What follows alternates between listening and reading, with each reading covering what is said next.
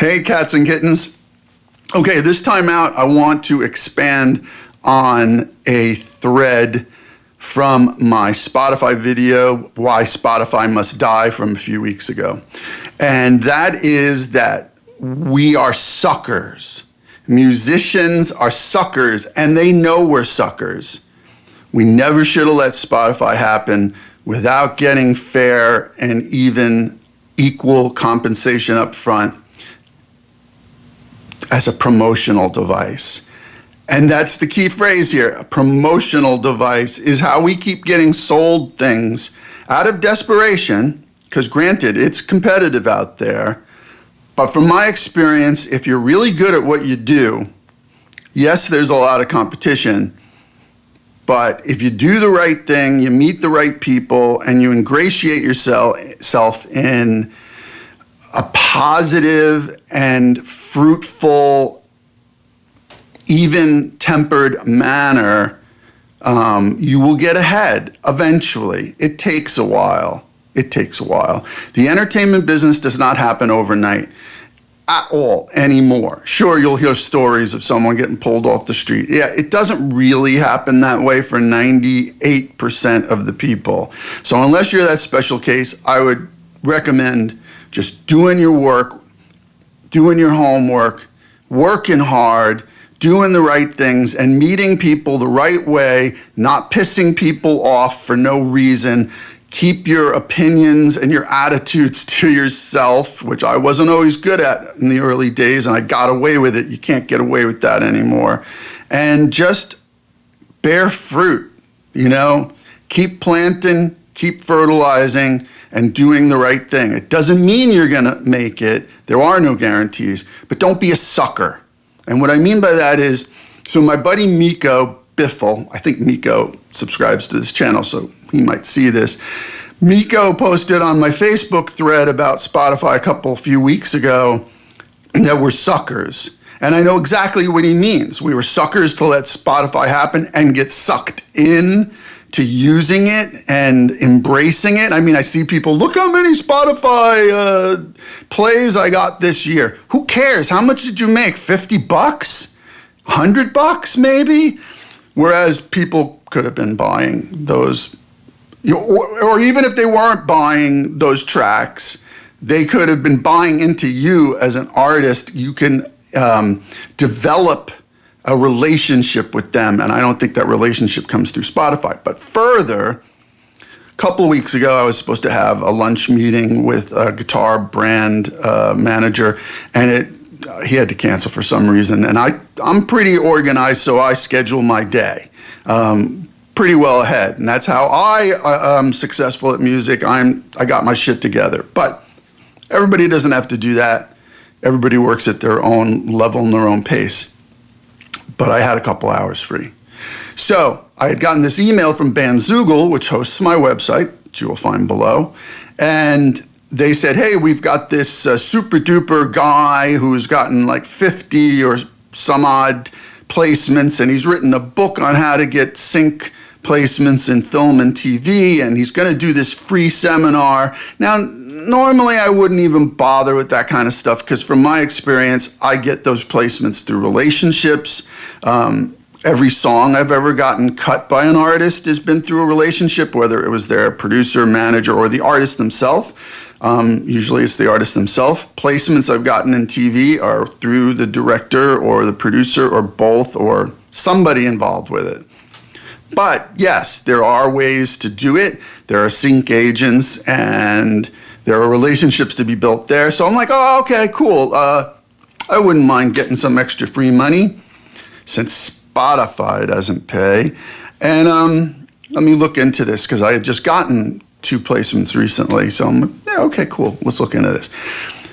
So the guy spends 15 minutes talking about himself, the first 15 minutes. The next 15 minutes telling us stuff 99.9 of us already know about what a sync placement is in a film or a TV show. It was insane. And then at around the 35, 40-minute mark, the sales pitch occurs. And he starts talking about, he brings some guy on as a testimonial, and you're not really sure, like, oh, is this guy a sync agent? Is that why he's worked 10 years in the industry and now he's getting all these placements and he's excited? And it was all very general. And then the sales pitch started. If for $997, which is and we'll give you an extra 10% off today, so you'll save $97 if you sign up right now for my 10-week online course on how to get music placements. And I was like, oh my God, we are such suckers. And why do I say that in relation to this? There was a chat going on to the right of this because it was a live time, session. People are like, okay, just did it. Oh, the code's not working. How do I get the code to work? Oh, okay, great, I just did it.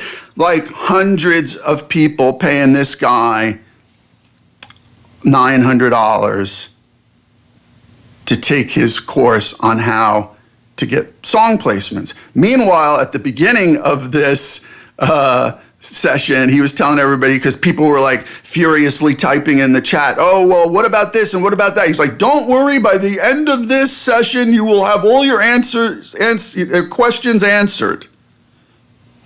Yeah, the answer is pay me $900 to take my course, because he never answered those questions. He was very general. He didn't really get into too many specifics. I think there was a Q&A at the end, which I didn't stay around before.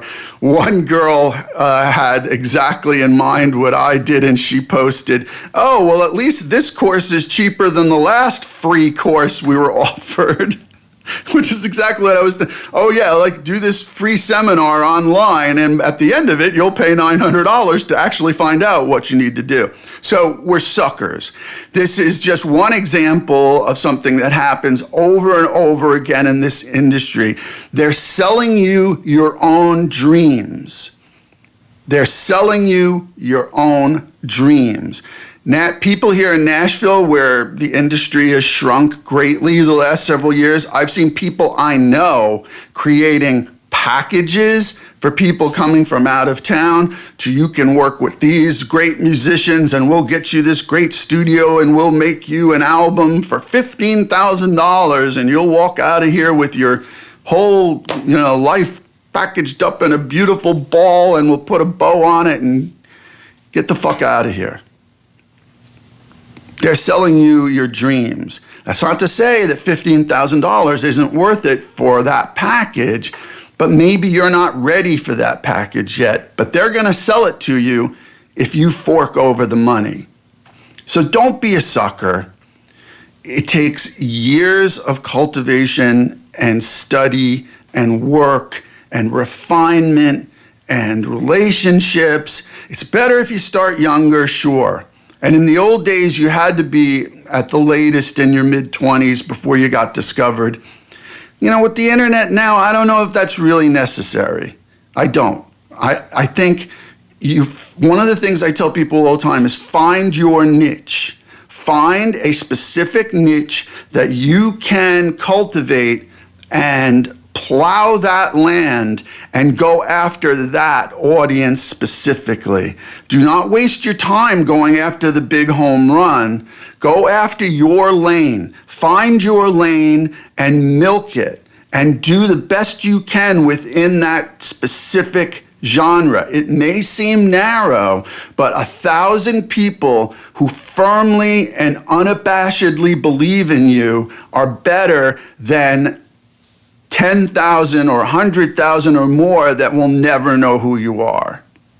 Another example I can use in this is like, at some point in my career, I'd always been interested in kind of avant-garde experimental music, and all my friends thought I was crazy for, I had a good singer-songwriter career, I was getting cuts and performing, whatever, and I just wasn't happy with it, so I decided to go into free improvisation and some experimental stuff, and they really thought I had lost my mind. The problem is with their thinking is that audience finds you. You don't necessarily have to find them. And once they find you, they are loyal and you can have a dialogue with them, an ongoing dialogue. They almost become friends. It's like I know them all now, and they know quality, they know what's good, they know what they want, and they buy it. I've made more money in that genre than I have in singer-songwriter the last 5 years, maybe even 10 years. Of course, I haven't been pushing the singer-songwriter thing, but I know what I made before that.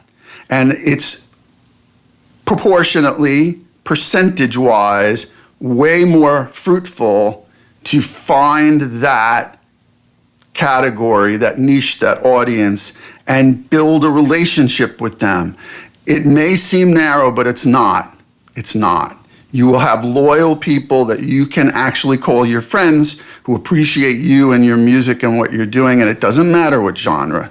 This happens a lot. There's so much segmentation in today's society. So don't get frustrated by that, and don't give people your money. Don't be a sucker. Don't agree to things for promotion or otherwise, because you're not going to be able to do. I mean, think about it. If you spent $15,000 on a record or more, I mean, it's easy to spend more than that. You can spend $25,000 and come up with an awesome record.